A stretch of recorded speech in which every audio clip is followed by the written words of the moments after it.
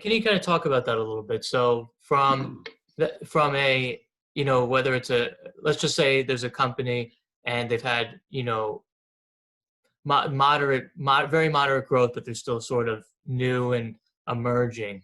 What would you say to whether they're in the real estate industry or, a different industry, tech, doesn't matter, you know, on taking on, kind of delegating and finding that, COO or whatever it is to kind of, you know, put the glue together.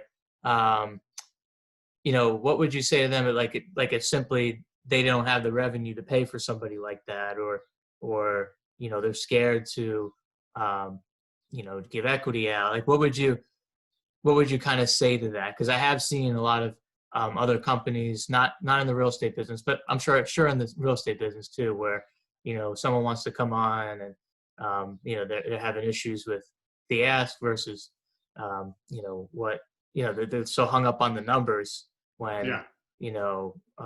like you said, it really could grow them, and they're just seeing it. They're seeing I gotta have this person on payroll, I gotta pay benefits, and this is the salary, Yeah. and like that's all I'm looking at because there's no revenue, at least at this point, to offset it or to profit off of. So how do you kind of get entrepreneurs over the hump of something like that if they run into that situation? Because I've seen it multiple times.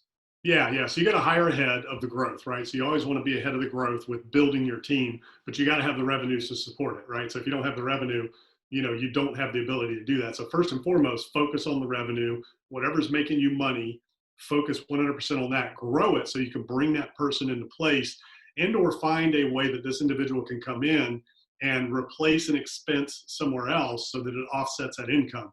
So, and you don't have to hire that COO level right away. Okay, so you can hire somebody that maybe they're a director of operations or director of something, or they're a general manager or something like that, and you don't want to give equity. So in your business, in your company, that's not something you want to do right away.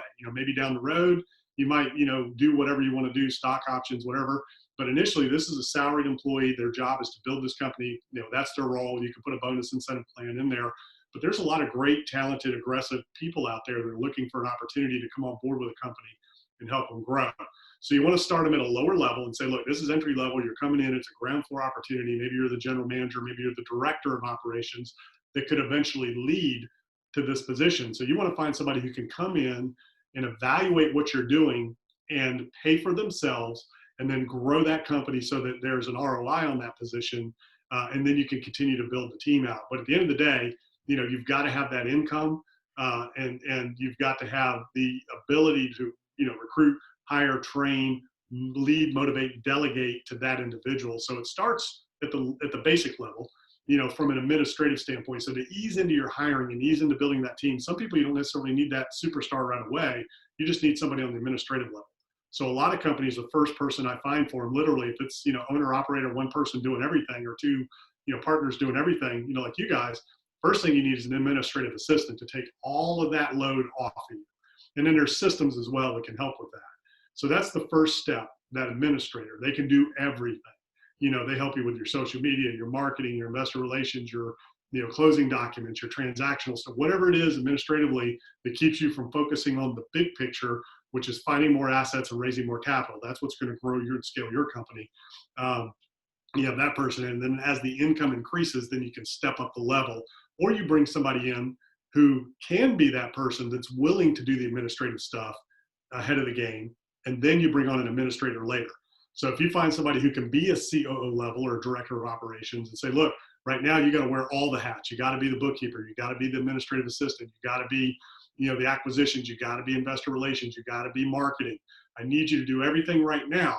And then as we grow this company, then we can fill in those pieces. So if you're paying somebody third party to do marketing, maybe that can be brought in-house by having this person, posting this, that, whatever, so that's another way to kind of offset the cost of bringing somebody in on the front end.